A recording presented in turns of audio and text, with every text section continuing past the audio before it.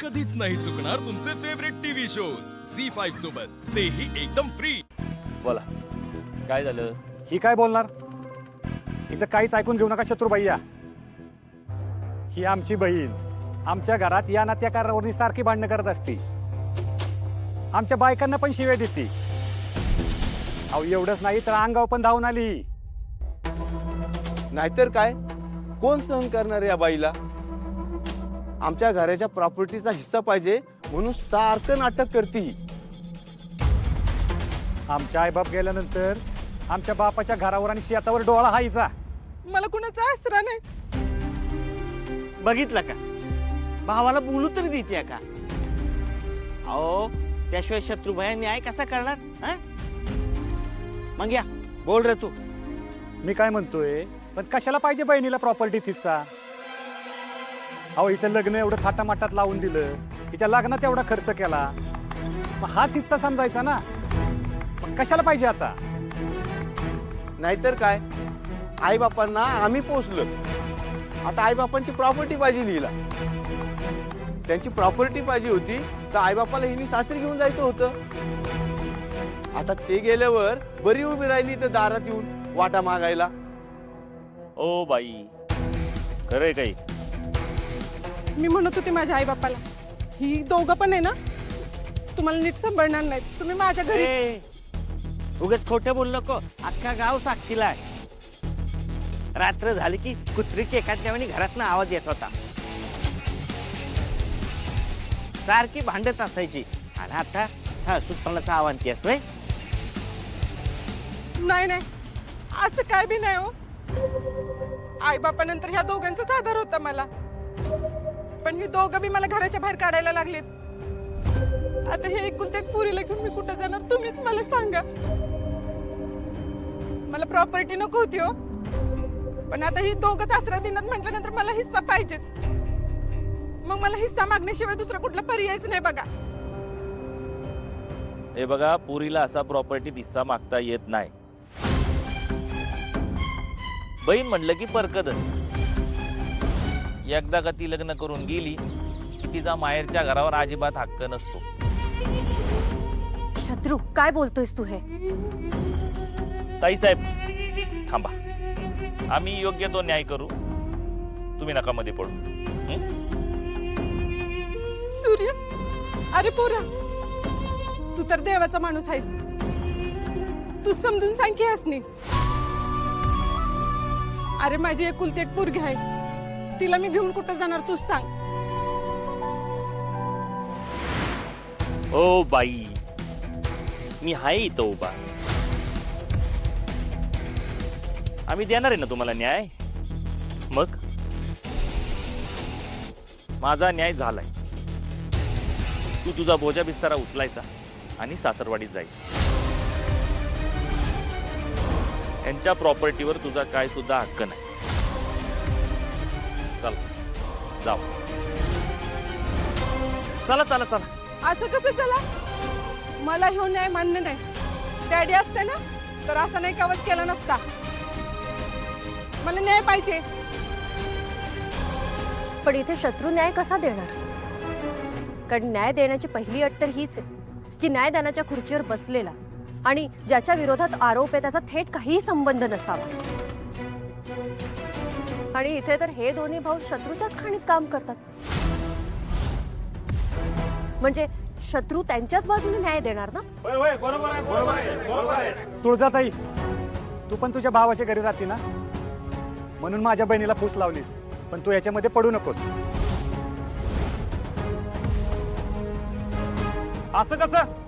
तुळजाताई काय चुकीचं बोलतेत? हा, तुम्ही दोघं बी चांगलं शत्रुबाईच ओळखीच आहे की? बरोबर आहे, त्यामुळे शत्रुराव न्याय द्यायला असमर्थ येतो। चुकीचं काही केलं नाही। ए शांत व्हा, शांत व्हा। अरे शत्रू भैया न्याय नाही देणार तर मग कोण देणार? अहो सूर्यदादा आहे की? अहो मुलानंतर जावायचं असते मुलासारखा, मग त्यो न्याय करेल की? सूर्यदादा, तूच काय तो न्याय कर बाबा।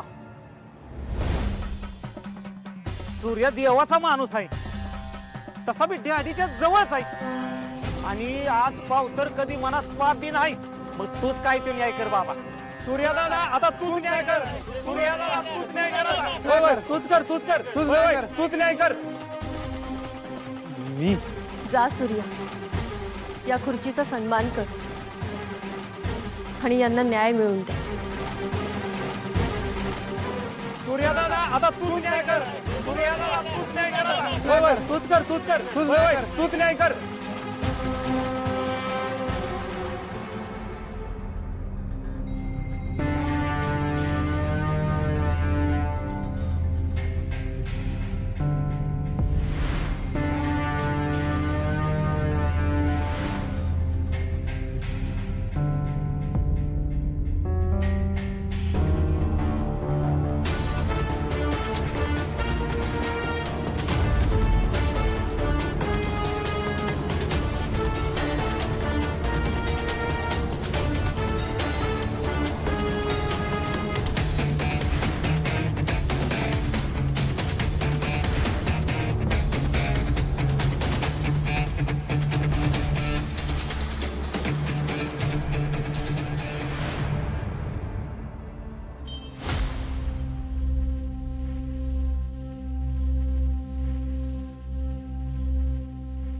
न्याय देताना पण अन्याय व्हायला नको.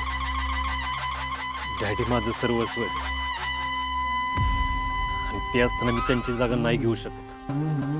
त्यामुळे या खुर्चीवर डॅडी बसतील आणि त्यांच्या साक्षीने मी न्याय करीन.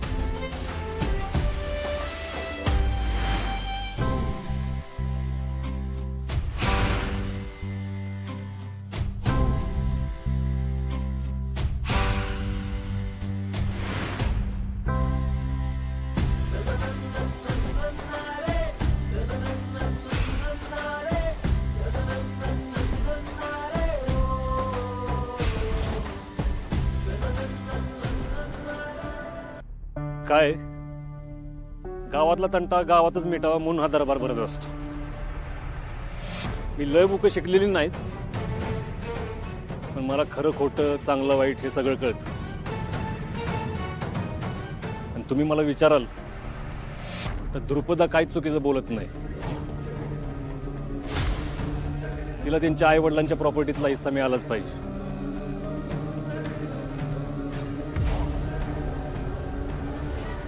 दाजी शत्रुघ्नराव, माफ कर, पण आता न्यायदानाच्या ठिकाणी उभा आहे. त्यामुळे मी आता कोणाचा नवरा नाही, कोणाचा मुलगा नाही, कोणाचा भाऊ नाही, ना कोणाचा दाजी. आज मी फक्त न्यायदाता आहे. मुलीचं लग्न झाल्यावर ती परकी झाली अशी रीत आहे आपल्याकडे. पण तिला परकी आपण करतो ती तर आपल्या लोकांना आपलीच मनात असते ना. मला सुद्धा 4 बहिणी आहेत. देऊ नको त्यांच्यावर अशी वेळ येऊ, पण त्यांच्यावर अशी वेळ आली तर माझ्या घरचे दरवाजे त्यांच्यासाठी कायम उघडे असतील. बहीण भाऊ ही एका आई बापाची मुलं असतात. त्यांच्या प्रॉपर्टीचा हक्क फक्त मुलाला, मुलीला नाही. असं का?